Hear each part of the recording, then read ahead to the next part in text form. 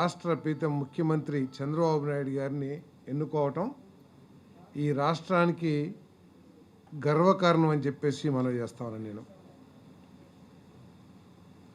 వ్యవస్థలన్నీ కుప్పకూలిన పరిస్థితుల్లో అధికారంలోకి వచ్చిన కూటమి ప్రభుత్వం ఈ 18 నెలల కాలంలో కష్టపడి ముఖ్యమంత్రి గారికి ఉన్న అనుభవంతో రాష్ట్రంలో వ్యవస్థలన్నింటినీ పట్టాలెక్కించడమే కాకుండా ఆర్థికంగా కొంత మెరుగు పరిస్థితులకు తీసుకురావడమే కాకుండా దాదాపు 10-11 లక్షల కోట్ల రూపాయల పెట్టుబడుల్ని ఈ రాష్ట్రంలోకి తీసుకొచ్చిన సందర్భంగా మరి ఒక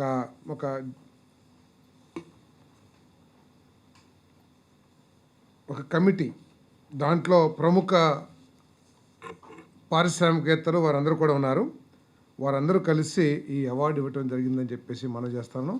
మరి దీనికి రాష్ట్ర ప్రజలందరూ కూడా గర్వించాల్సిన పరిస్థితి అని చెప్పేసి కూడా ఈ సందర్భంగా నేను మనవి చేస్తాను. ఇదంతా కూడా ప్రజలు చంద్రబాబు నాయుడు గారి నాయకత్వం పట్ల, పవన్ కళ్యాణ్ గారి నాయకత్వం పట్ల, మోడీ గారి నాయకత్వం పట్ల, లోకేష్ గారి నాయకత్వం పట్ల చూపించిన విశ్వాసానికి ప్రత్యేకగా ఈ రిజల్ట్ సాధించామని చెప్పేసి కూడా నేను మనవి చేస్తాను. ఈ 2 రోజులు 5th collectors and SP's conference నిర్వహించిన విషయం తెలిసిందే. ఈ కాన్ఫరెన్స్ చాలా అర్థవంతంగా రాష్ట్ర భవిష్యత్తుకి ఉపయుక్తమైన దిక్సూచిగా జరిగిందని చెప్పేసి నేను మనవి చేస్తా ఉన్నాను. కలెక్టర్ల మధ్యలో పోటీతత్వాన్ని పెంపొందించే విధంగా ఆయా జిల్లాల్లో వేరువేరు రంగాల్లో ఆ జిల్లాలు సాధించిన ప్రగతిని ఒక కంపారిటివ్ స్టేట్మెంట్ లాగా చూపించి వారిలో పోటీతత్వాన్ని పెంపొందించే విధంగా చర్చలు కూడా జరిగినాయని చెప్పేసి నేను మనవి చేస్తాను.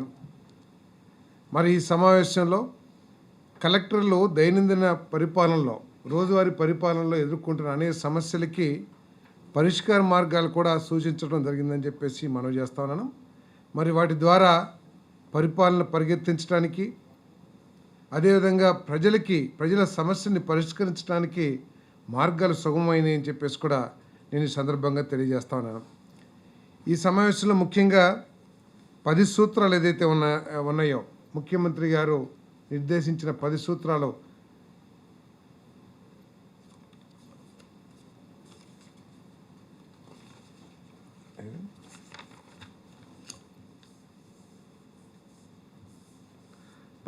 ఏదైతే ఉన్నాయో వాటి మీద స్వర్ణాంధ్ర 2047 ఏదైతే 10 సూత్రాలు నిర్దేశించారో ముఖ్యమంత్రి గారు స్వర్ణాంధ్రకి, సో ఆ పాయింట్స్ మీద ఎక్కువగా చర్చ జరిగిందని చెప్పేసి మనం చేస్తాను. ఈ 18 నెలల కాలంలో రాష్ట్రం ఆర్థికంగా సాధించిన ప్రగతి కానివ్వండి, అదేవిధంగా పర్ క్యాపిటల్ ఇన్కమ్ టార్గెట్స్ గురించి కానివ్వండి చర్చించడం జరిగిందని కూడా మనం చేస్తా ఉన్నాను. మరి ముఖ్యంగా ఈ సమావేశంలో ఎస్సీ, ఎస్టీ, బీసీ మైనార్టీకి సంబంధించిన పిల్లల చదువుల గురించి, వారి ఆరోగ్యం గురించి ప్రముఖంగా చర్చించడం జరిగింది కూడా మీకు మనం చేస్తా ఉన్నాను. నేను ఆ హాస్టల్స్ ఏదైతే ఉన్నాయో వాటికి మౌలిక వసతులు ఏర్పాటు చేయాలని, ఆ పిల్లలకి ఒక కలెక్టర్ గారు ముస్తాబు కార్యక్రమాన్ని ఏదైతే ఆవిష్కరించారో ఆ ముస్తాబు కార్యక్రమం ద్వారా పిల్లల్లో పరిశుభ్రత, మరి వారి డ్రెస్సింగ్ కానివ్వండి, వాటన్నిటి మీద ప్రత్యేకమైన దృష్టి పెట్టాలని చెప్పేసి మిగతా కలెక్టర్ కూడా దాన్ని అమలు చేయాలని చెప్పేసి ముఖ్యమంత్రి గారు సూచించడం జరిగింది. అదేవిధంగా పౌష్టికాహారం, ఆ పిల్లలందరికీ కూడా హెల్త్ చెకప్స్ చేసి వాళ్ళలో పౌష్టికాహార లోపాలు ఏమైనా ఉన్నాయా, పౌష్టిక విలువ లోపం ఏమైనా ఉందా, వాటిని నివారించడానికి ఎటువంటి ఫుడ్ ప్లాన్ చేయాలి, ఇవన్నీ కూడా చర్చించడం జరిగింది. మరి ఎస్సీ, ఎస్టీ, బీసీ మైనారిటీ పిల్లల భవిష్యత్తు కోసం, మరి వారు భవిష్యత్తులో మంచి సీట్స్ ఐఐటి, ఎన్ఐటీలో సీట్లు సాధించడానికి కావాల్సిన కోచింగ్ కూడా ప్రత్యేకంగా ఇవ్వమని చెప్పేసి కూడా మరి ముఖ్యమంత్రి గారు సూచించారని చెప్పేసి ఈ సందర్భంగా నేను తెలియజేస్తా ఉన్నాను. అదేవిధంగా ఇంకో ప్రముఖమైన సబ్జెక్ట్ ఏంటంటే పీజీఆర్ఎస్. మరి కొన్ని లక్షల రిప్రజెంటేషన్స్ పీజీఆర్ఎస్లో వస్తున్నాయి ప్రతి శుక్రవారం కానీ సోమవారం కానీ ఏదైతే నిర్వహిస్తారో వాటన్నిటినీ కూడా నాన్ ఫైనాన్షియల్ రిప్రజెంటేషన్స్ ఏదైతే ఉన్నాయో వాటిని బాధ్యతాయుతంగా క్లోజ్ చేయాలి, లాజికల్గా క్లోజ్ చేయాలని చెప్పేసి, డిస్పోజ్ చేయాలని చెప్పేసి ముఖ్యమంత్రి గారు చాలా గట్టిగా చెప్పారని చెప్పేసి కూడా ఈ సందర్భంగా తెలియజేస్తాను. ఏదైతే ఫైనాన్షియల్ ఉన్నాయో అవి ప్రభుత్వానికి పంపిస్తే సాధ్యమైనంత వరకు అవి కూడా తీరుస్తానికి ప్రయత్నం చేస్తామని చెప్పేసి కూడా అనౌన్స్ చేశారు. ఈ పీజీఆర్స్ ఉన్న కొద్దీ కూడా తగ్గాలి. ఈ రిప్రజెంటేషన్స్ ఎందుకు తగ్గట్లేదు, ఒకవేళ తగ్గకపోతే ఎందుకు తగ్గట్లేదో కూడా పరిశీలించాలి. మనం ఏదైతే వీటిని మనం లాజికల్గా డిస్పోజ్ చేస్తూ ఉన్నామో అయినా ఒకవేళ ఇంకా ఎక్కువగా వస్తుంటే ఎందుకు వస్తున్నాయో కూడా మనం పరిశీలించాలని చెప్పేసి కూడా ముఖ్యమంత్రి గారు తెలియజేయడం జరిగిందని చెప్పేసి మనం చేస్తాను. ఇంకోటి ముఖ్యమైన డిస్కషన్ రెవెన్యూ సమస్యలు. అనాదిగా దశాబ్దాల కాలంగా ప్రజలు రెవెన్యూకు సంబంధించిన సమస్యలతో సతమతం అవుతున్న విషయం మరి చాలా కూలంకుషంగా చర్చించడం జరిగిందని చెప్పేసి కూడా మనం చేస్తాను.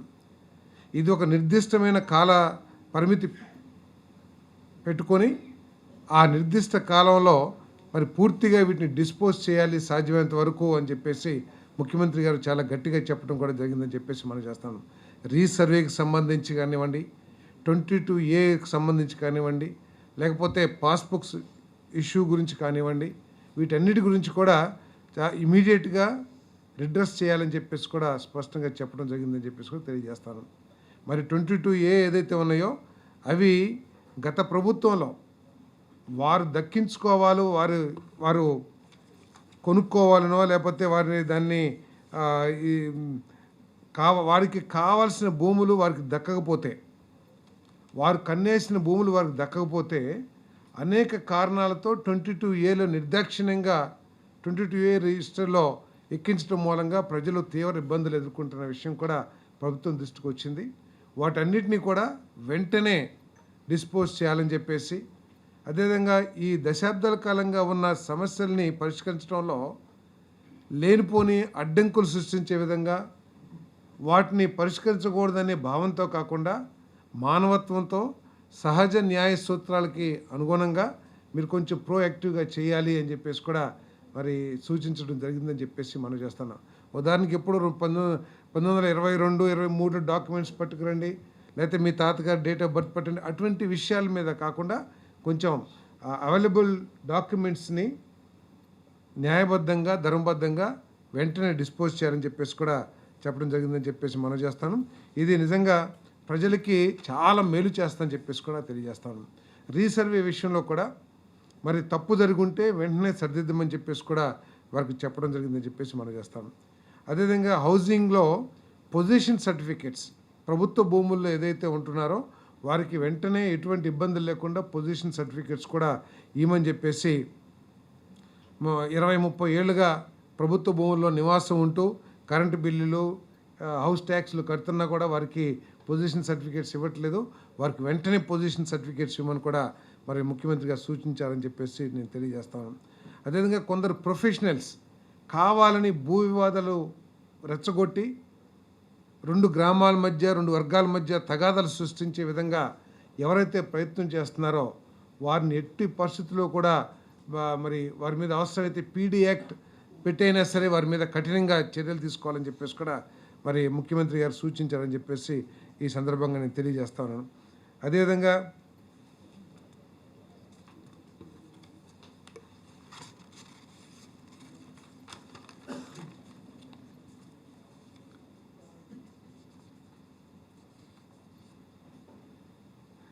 ఈ డాక్యుమెంట్స్ అన్నిటినీ కూడా లింక్ డాక్యుమెంట్స్ని పాత రికార్డ్స్ అన్నిటినీ కూడా డేటా వేర్ హౌసింగ్లో పెట్టమని చెప్పేసి కూడా ముఖ్యమంత్రి గారు సూచించారు. ఎందుకంటే భవిష్యత్తులో చాలామంది పీజీఆర్స్లో చూస్తూ ఉంటాం, ఏదో 100 సంవత్సరాల క్రితం ఉంది, లేకపోతే 70 సంవత్సరాల క్రితం ఉంది, చిరిగిపోయిన మొక్కల్లాగా తీసుకొచ్చి వారి దగ్గర ఉన్నాయి తీసుకొచ్చి వారు ఎదుర్కొంటున్న సమస్యల్ని తెలియజేస్తూ ఉన్నారు.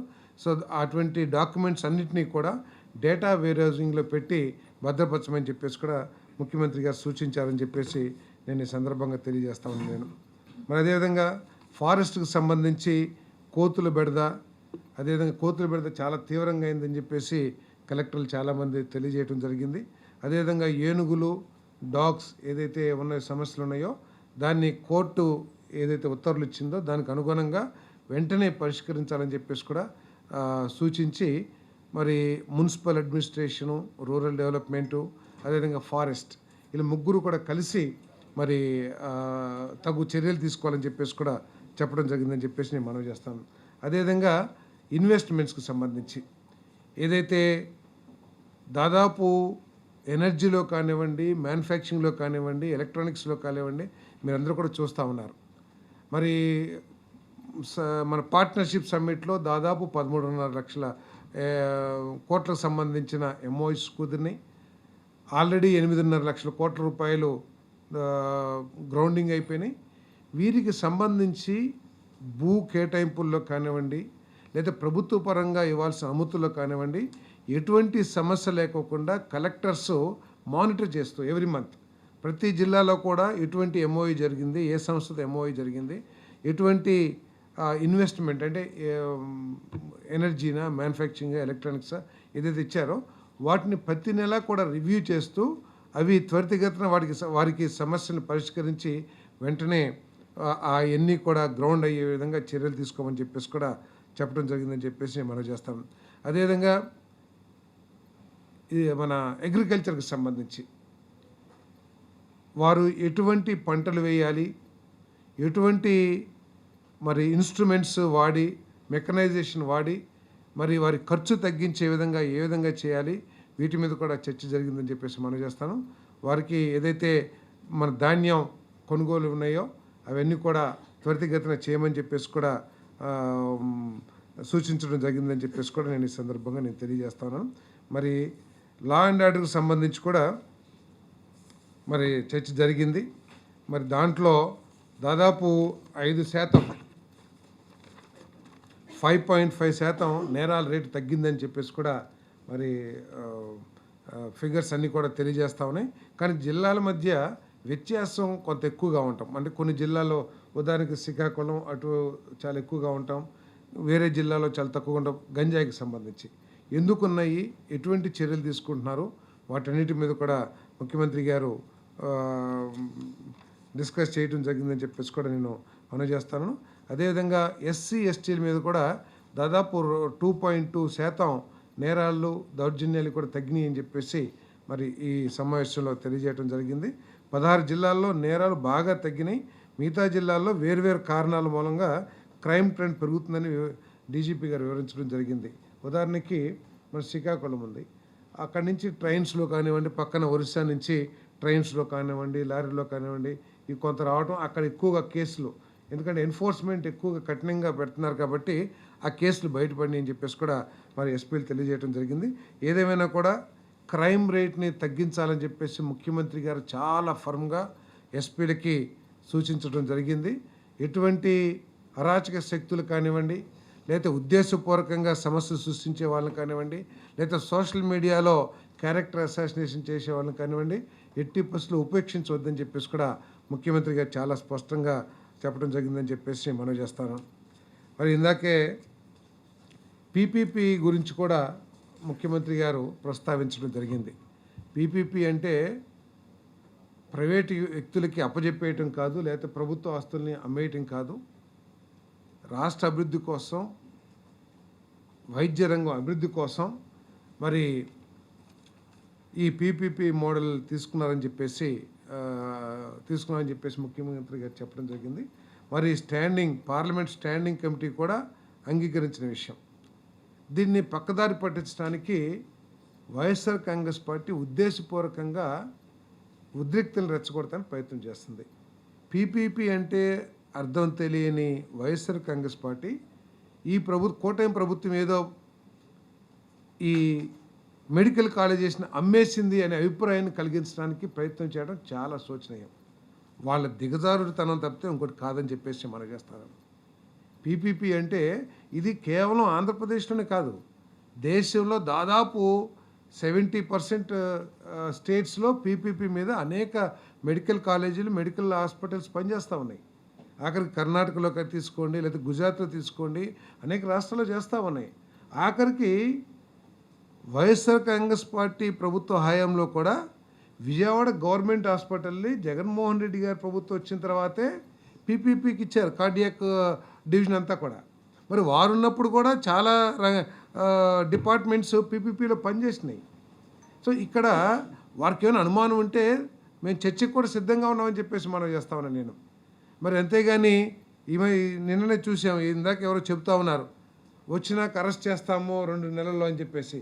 ఎంత దిగజారి ఎంత అన్యాయంగా మాట్లాడుతున్న వైఎస్ఆర్ అసలు బాధ్యత కలిగిన రాజకీయ పార్టీయా ఇది అని చెప్పేసి నేను ప్రశ్నిస్తా ఉన్నాను నేను. గతంలో కూడా ఇదే విధంగా చేసి రాష్ట్రాన్ని సర్వనాశనం చేశారు. రాగానే మన సోలార్ పవర్ ప్లాంట్స్ అన్నింటినీ కూడా రద్దు చేసేసి అత్యధిక రేటుకి ఓపెన్ మార్కెట్ నుంచి పవర్ కొన్నారు, కానీ తక్కువ రేటుకి వచ్చే సోలార్ పవర్ ప్లాంట్స్ అన్నింటినీ కూడా క్లోజ్ చేశారు. ఆఖరికి ఏమైంది, వారు చేసిన తప్పిదం మూలంగా 9,000 కోట్ల రూపాయలు పవర్ కొనుక్కోకుండా ఫ్రీగా ఆ సంస్థలకు చెల్లించాల్సిన దౌర్భాగ్య పరిస్థితి ఆ పార్టీ ప్రభుత్వం వైఎస్ఆర్ కాంగ్రెస్ ప్రభుత్వం చేసిన దాని మూలంగా ఈ రాష్ట్ర ప్రభుత్వం నష్టపోవాల్సి వచ్చిందని కూడా ఈ సందర్భంగా తెలియజేస్తాను. అంటే అసలు వైఎస్ఆర్ కాంగ్రెస్ పార్టీ ఏం ఆశిస్తుంది? ఎక్కువ మంది పిల్లలకి గవర్నమెంట్ సీట్లు తగ్గకూడదనా, లేకపోతే పేదవాళ్ళకి మెరుగైన వైద్యం అందకూడదని చెప్పేసి వాళ్ళు ఆశిస్తున్నారా, లేకపోతే ఏమిటి వాళ్ళ ఆశయం? ఇక్కడ చెప్పాల్సిన అవసరం ఉంది. మీరు ఏదైతే నిర్దేశించారో, ఎన్ని సీట్లు అయితే ప్రైవేట్ కాలేజీల్లో మీ ప్రభుత్వ నిర్ణయం మూలంగా ఆంధ్రప్రదేశ్ పిల్లలకి సీట్లు లభిస్తాయి అనుకున్నారో, వారికంటే ఎక్కువ ఈ ప్రభుత్వంలో ఇచ్చే విధానం మూలంగా సీట్లు లభించబోతా ఉన్నాయి. సో దానికి మీకు కడుపుమంట అని అడుగుతా ఉన్నాను నేను. అంతేకాకుండా మరి బెడ్స్ కూడా ఇన్పేషెంట్స్కి కూడా ఫ్రీగా వైద్యం చేయబోతా ఉన్నాం. ఓపీ పేషెంట్స్ అందరికీ కూడా ఫ్రీగా మెడిసిన్స్ ఇవ్వబోతా ఉన్నాం. కానీ ఈ విధంగా మాట్లాడితే ఒకసారి చెప్పిన బుద్ధి రాకపోవటం అనేది చాలా శోచనీయం. మరి ప్రజలు అంత తిరస్కరించినా కూడా ఇంకా ఈ రాష్ట్రాన్ని ఏదో ఒక రూపంలో ఈ రాష్ట్రానికి పెట్టుబడులు రాకూడదు, ఈ రాష్ట్రం అభివృద్ధి చెందకూడదు, ఈ రాష్ట్రంలో పిల్లలకి ఉద్యోగ అవకాశాలు లభించకూడదు. ఈరోజు కలెక్టర్స్ కాన్ఫరెన్స్లో one of the important discussion 20 lakh ఎంప్లాయ్మెంట్ యువకాలంలో ఏదైతే లోకేష్ గారు చెప్పారో ఆ 20 లక్షల ఉద్యోగాలు కల్పించాలనేది ప్రభుత్వం లక్ష్యం అని చెప్పేసి గట్టిగా చెప్పడం జరిగింది. ఇప్పటికీ 18 నెలల కాలంలో దాదాపు 4 లక్షల మందికి ఉపాధి అవకాశాలు ఉద్యోగ అవకాశాలు లభించాయని చెప్పేసి కూడా చాలా క్లియర్గా ఫిగర్స్ చెప్పడం జరిగింది. ఏ ఫ్యాక్టరీల్లో ఏ రంగాల్లో వచ్చినాయి కూడా చాలా సోదాహరణంగా చెప్పారు. సో ఇవన్నీ సాధించకూడదని, ఇవన్నీ రాష్ట్ర ప్రజలకు అందకూడదని వైఎస్ఆర్సీపీ కుట్ర చేస్తుందని చెప్పేసి నేను మనవి చేస్తాను. ఈ రాష్ట్రంలో అరాచకాన్ని పెంపొందించి ఒక పక్కనేమో రపరప లేకపోతే నరికేస్తాం తొక్కేస్తాం ఇటువంటి భావజాలంతో, ఇంకో పక్క ఏంటో అబద్ధాలని ప్రభుత్వం సంస్థ మన హాస్పిటల్స్ అమ్మేస్తుందని చెప్పేసి అక్కడ మేము కూడా చెప్పాం ప్రభుత్వ ఆసుపత్రి అని చెప్పేసి కూడా పేరు పెడుతున్నామని చెప్తే ఈ విధంగా మాట్లాడటం చాలా శోచనీయం. ఎవరైనా వైఎస్ఆర్ కాంగ్రెస్ పార్టీ వాళ్ళు అవసరమైతే చర్చకు మేము సిద్ధంగా ఉన్నాం. ఈ పీపీపీ మోడ్లో ప్రజలకు మేలు జరిగిద్దా లేదా అని చెప్పేసి కూడా మేము సిద్ధంగా ఉన్నామని చెప్పేసి కూడా ఈ సందర్భంగా తెలియజేస్తా ఉన్నాం. ఎస్, వైజాగ్లోనే కాదు ఎక్కడ క్రైమ్ ఉన్నా కూడా వారు ప్రత్యేకంగా చెప్పారు. కొంతమంది 30-40 మంది ఒక వ్యక్తి మీద దాడి చేసినప్పుడు సో వెంటనే పోలీసు అటువంటి ఇన్సిడెంట్స్ ఎక్కడైనా జరిగితే వెంటనే స్పందించి కఠిన చర్యలు తీసుకోవాలని చెప్పేసి ముఖ్యమంత్రి గారు చెప్పారు, మన ఉప ముఖ్యమంత్రి గారు చెప్పారు. మరి ఉప ముఖ్యమంత్రి గారు ఈ ఏనుగుల విషయంలో కూడా చిత్తూరు జిల్లాలో ఆయన తీసుకున్న చర్యల పట్ల మీటింగ్లో అప్రిషియేషన్ కూడా చెప్పడం జరిగిందని చెప్పేసి మనం చేస్తూ మరి ముఖ్యమంత్రి గారిని కూడా సమావేశం ఏకగ్రీవంగా ప్రత్యేకంగా అభినందించిందని చెప్పేసి కూడా మనం చేస్తాం. ఉప ముఖ్యమంత్రి పవన్ కళ్యాణ్ సొంత నియోజకవర్గం పిఠాపురంలోనే దళితుల దాడులు ఎక్కువైపోయాయని చెప్పేసి దళితులు ఆవేదన వ్యక్తం చేస్తున్నారు. అంటే ఎక్కడ దాడులు జరిగినా పోలీసు వెంటనే స్పందిస్తుంది, చట్ట ప్రకారం రూల్స్ ప్రకారం చర్యలు తీసుకుంటాం. కానీ ఓవరాల్గా స్టేట్ మొత్తంలో ఎస్సీ ఎస్టీస్ మీద 2.2% కేసులు దాంట్లో తగ్గినాయి. ఉప ముఖ్యమంత్రి గారు ఈ లా అండ్ ఆర్డర్ మీద అవకాశం వచ్చినప్పుడు కూడా చాలా తీవ్రంగా స్పందిస్తున్న విషయం మనం చూస్తూ ఉన్నాం. అటువంటి ఏ ఇన్సిడెంట్ జరిగినా కూడా వారు ఎట్టి పరిస్థితుల్లో వెనకాడరు, వారి మీద కఠిన చర్యలు తీసుకోమంటారు. ప్రభుత్వం ముఖ్యమంత్రి గారు కూడా ఈ ప్రభుత్వం కూడా ఎటువంటి దౌర్జన్యకారులు కానీ దౌర్జన్యకాండను కానీ సహించే పరిస్థితి లేదు. ఎవరైనా సరే అవసరమైతే పీడీ యాక్ట్ పెట్టండి, లేకపోతే రాష్ట్ర బహిష్కరణ కూడా పెట్టండి. అటువంటి అంటే హ్యాబిచువల్ అఫెండర్స్ ఎవరన్నా ఈ నేరస్తులు ఎవరైనా ఉంటే కనుక కూడా చెప్పడం జరిగింది. రాష్ట్రం నుంచి మాట్లాడుతున్నాడు, సొంత నియోజకవర్గం గురించి సొంత నియోజకవర్గంలో కూడా మాట్లాడుతున్నారు. ఇదంతా రాష్ట్రం, ఆ నియోజకవర్గం ఒక్కటే ఒక రాష్ట్రం కాదు. రాష్ట్రం మొత్తం మీద కూడా కూటమి ప్రభుత్వం వచ్చిన తర్వాత ఎస్సీ ఎస్టీల మీద దౌర్జన్యాలు కానీ కేసులు కానీ 2.2% తగ్గినాయి. అక్కడ ఎటువంటి కేసు వచ్చినా కూడా తప్పకుండా చర్యలు తీసుకుంటారు. తీసుకోమని మన ఉప ముఖ్యమంత్రి గారు కూడా చాలా స్పష్టంగా పోలీసు డిపార్ట్మెంట్ని ఆదేశించడం జరిగింది. చాలా అంటే పోయిన క్వార్టర్కి పోయిన కలెక్టర్స్ కాన్ఫరెన్స్కి ఈ కలెక్టర్స్ కాన్ఫరెన్స్కి ఎక్కువ జిల్లాల్లో డెవలప్మెంట్ తక్కువగా ఉంది, మైనస్లో ఉంది. దానికి కారణం ఏమిటంటే ఈ విజిలెన్స్ కేసులని కానివ్వండి, లేకపోతే అసెంబ్లీలో వచ్చిన చర్చ మూలంగా కానివ్వండి, థర్డ్ పార్టీ ఎంక్వైరీ వేసి క్వాలిటీ మీద, ఇంటి నిర్మాణ పరిస్థితుల మీద థర్డ్ పార్టీ ఎంక్వైరీ చేసి ఆ పీరియడ్కి మొత్తం పేమెంట్లు కానివ్వండి పనులన్నీ కూడా ఆపేయటం జరిగింది. ఉదాహరణ నాకు తెలిసి ఆగస్టు, సెప్టెంబర్, అక్టోబర్ అనుకుంటాను, ఈ ఒక 2-3 నెలలు పూర్తిగా యాక్టివిటీస్ స్టాప్ చేయటం మూలంగా కూడా తగ్గింది. తర్వాత మొన్న పోయిన వారం ఏదైతే పర్సెప్షన్ తీసుకుంటారో దాంట్లో బాగా మెరుగుపడింది. తప్పుకోకుండా రాబోయే రోజుల్లో మెరుగైన ఫలితాలు చూపిస్తాం. చరిత్ర సృష్టించినోడు ఇప్పుడు ఆ చరిత్రని తిరగరాయబోతున్నాడు. అబద్ధాల గోడల్ని బద్దలు కొట్టి నిజాలను రాగా మీ ముందుంచబోతున్నాడు. నిజమైన వార్తల కోసం వెంటనే డౌన్లోడ్ చేసుకోండి రా యాప్ని.